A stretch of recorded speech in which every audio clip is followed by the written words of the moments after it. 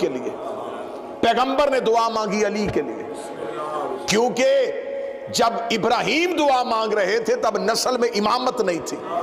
گفتگو شروع ہو چکی جناب۔ جب حضرت ابراہیم نے دعا مانگی اس وقت حضرت ابراہیم کی نسل میں امامت نہیں تھی۔ جب موسیٰ نے دعا مانگی اس وقت ہارون وزیر نہیں تھے۔ جب نبی نے دعا مانگی نبی کے پاس کوئی اپنی رسالت کا گواہ اور مددگار نہیں تھا۔ جب علی دعا مانگ رہے حسن اور حسین ہیں۔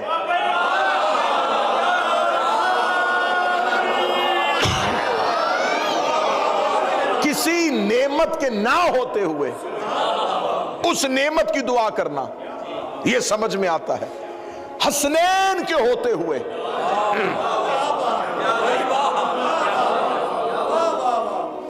چلے میں جملہ پھر کہہ رہا ہوں، مصطفیٰ کے بیٹوں کے ہوتے ہوئے علی اللہ سے بیٹا مانگ رہا ہے۔ یا علی، جب حسنین موجود تھے تو پھر آپ نے اللہ سے دعاؤں میں عباس کیوں مانگا؟ فرمایا میں علی زمانے کو بتانا چاہتا ہوں، عباس علی کو بھی مانگنے سے ملتا ہے۔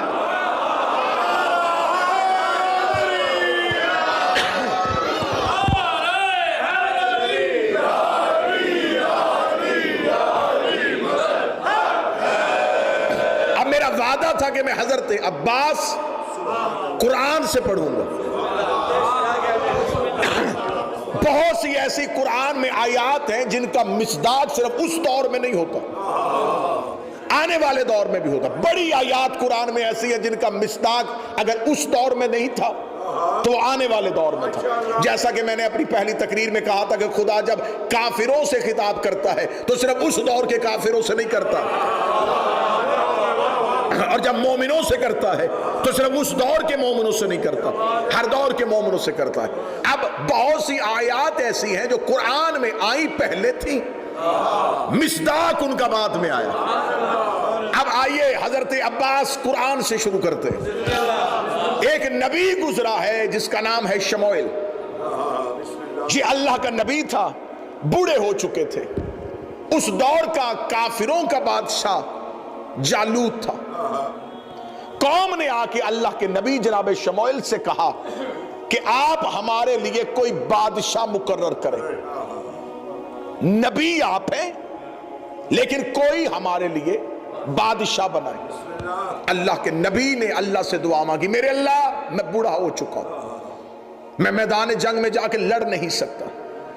یہ قرآن میں پوری کی پوری کہانی موجود ہے۔ میرے اللہ مجھے، میری قوم ایک بادشاہ چاہتی ہے جو کفار سے لڑے، میں کسے اپنا بادشاہ بناؤں، کس کو اپنے لشکر کا سالار بناؤں؟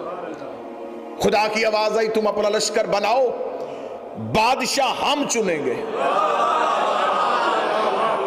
نبی موجود تھا لیکن بادشاہ اللہ نے چنا۔ بادشاہ اسے کہتے ہیں جسے حکومت دینی ہو۔ اللہ نے نبی کے ہوتے ہوئے اس دور کے مسلمانوں کا حکمران خود چنا تھا۔ آج مسلمان کہتے جی آل محمد اہل بیت علیہ السلام شریعت کے وارث تھے، لیکن جن کے پاس حکومت آئی تھی انہوں نے حکومت بڑی اچھی چلائی تھی۔ محمد کے بعد حاکم بھی کسی نے بنانا ہو تو وہ بھی اپنی مرضی سے نہیں بنتا، اللہ کی مرضی سے بنتا۔ اب آئیے قرآن سے سنیے گا، خدا نے کہا کہ ہم تمہارے لیے بادشاہ مقرر کریں گے۔ میرا کسے بادشاہ بنائے گا؟ خدا نے قرآن میں کہا ان اللہ اصطفیٰ علیکم بسطاً زادت فی العلم والجسم، بے شک اللہ نے چن لیا ہے تیری قوم کے لیے ایک ایسا بادشاہ جو جسم اور علم میں قوی ہے۔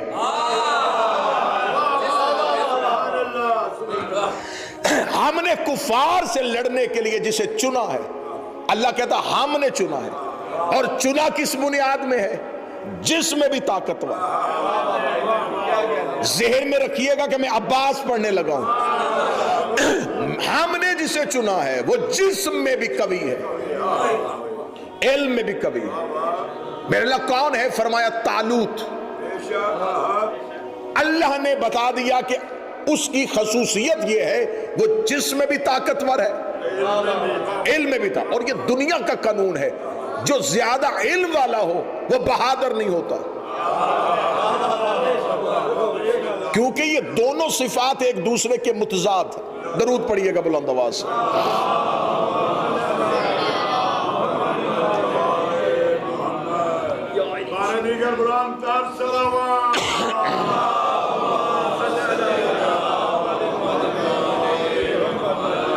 متوجہ بات کی جانا.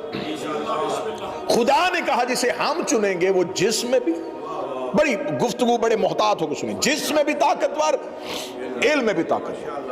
کون؟ طالوت. اس دور میں ایک تابوت ہے جسے تابوت سکینہ کہا جاتا ہے. حضرت موسیٰ کے دور کا وہ تابوت تھا. دیوبندیوں نے بھی اپنی تفسیر میں اس تابوت کا ذکر کیا ہے کہ اس کے اندر تبرکات تھے,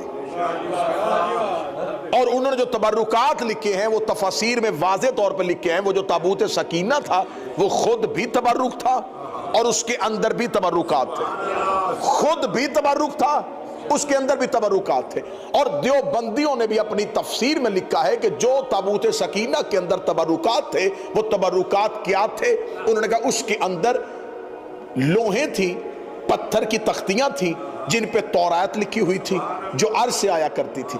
اگلی انہوں نے لکھا کہ اس میں حضرت موسیٰ کا پیرہن تھا, حضرت موسیٰ کا کرتا تھا, حضرت موسیٰ کی نالین تھی, حضرت موسیٰ کا عصا تھا. نبی کی نالین اور نبی کا کرتا تبرک تھا.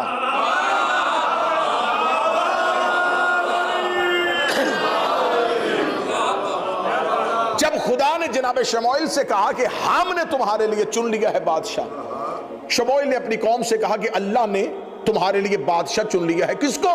طالوت کو.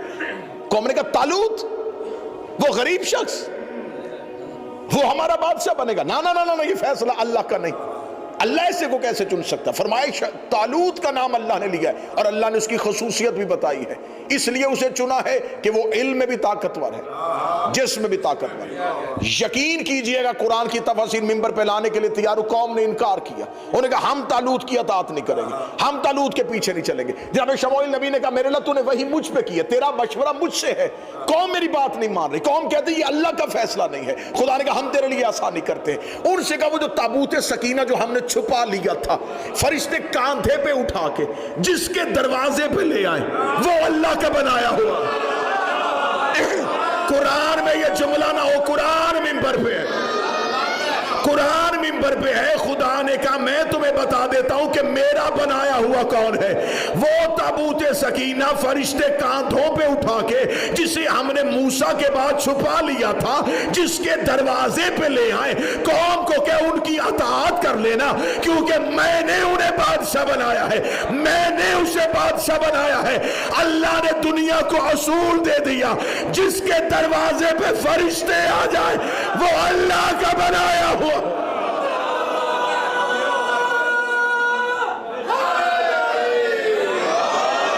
جس کے دروازے پہ فرشتے آئے.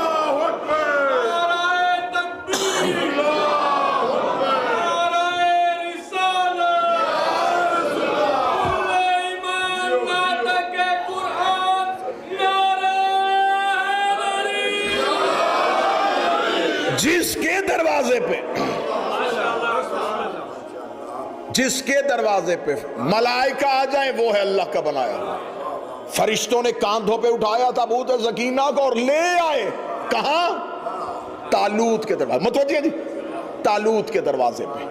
طالوت نے مسلمانوں کے لشکر کی سربراہی کرتا ہوا جالوت کے مقابلے پہ چل پڑا. جب لشکر لے کے چلا تو اللہ کا نبی شموئیل ساتھ.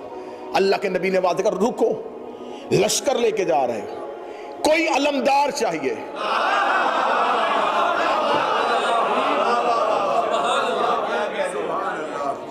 پوری کی پوری کہانی قرآن میں موجود ہے. اور یہ بات ذہن میں رکھ کے سنیے گا کہ میں نے کہا کہ بہت سی آیتیں ہوتی ہیں اترتی کہیں ہیں, مصداق کہیں اور ہوتا.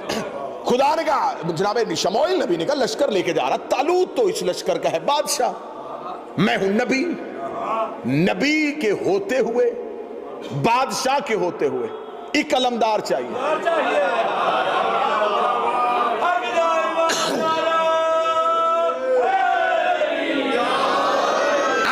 لشکر قرآن کہتا کتنا تھا؟ لاکھوں کا. قرآن سے میں پڑھے لاکھوں کا لشکر.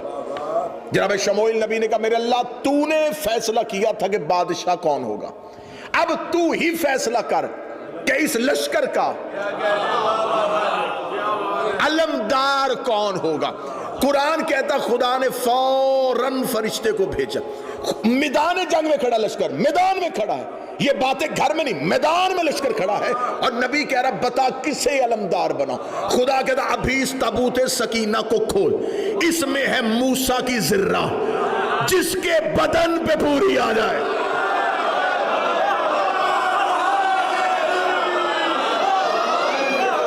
جس کے بدن پہ پوری آ جائے وہ ہے تیرے لشکر کا علمدار. اب لاکھوں کا لشکر تھا، ایک ایک کو بلاتا، ذرہ پہناتا، کیسے فیصلہ کرتا کہ کس کو پہناؤں. کہنے لگا میرے اللہ یہ لاکھوں کا لشکر ہے، یہ لاکھوں کا لشکر ہے، مجھے بتا ذرہ کس کے بدن پہ پوری آئے گی. آواز آئی ان میں سے پہچان کے داؤد کہاں کھڑا ہے. داؤد نبی کے بدن پہ موسیٰ کی ذرہ پہنا دی. آج مفسرین کہتے ہیں وہ لوہے کی ذرہ نہیں تھی، وہ معصوم کی ذرہ تھی، اور معصوم ہی کے بدن پہ پوری آنی تھی، اس لیے کہ داؤد آنے والا نبی تھا، اور نبی کا لباس نبی کو آتا ہے، معصوم کا لباس معصوم کو آتا ہے. زبان کھینچ اس بندے کی جو کہتا عباس کی عزت نہیں تھی. اگر عباس معصوم نہیں تھا، صفین میں علی کی ذرہ ہے.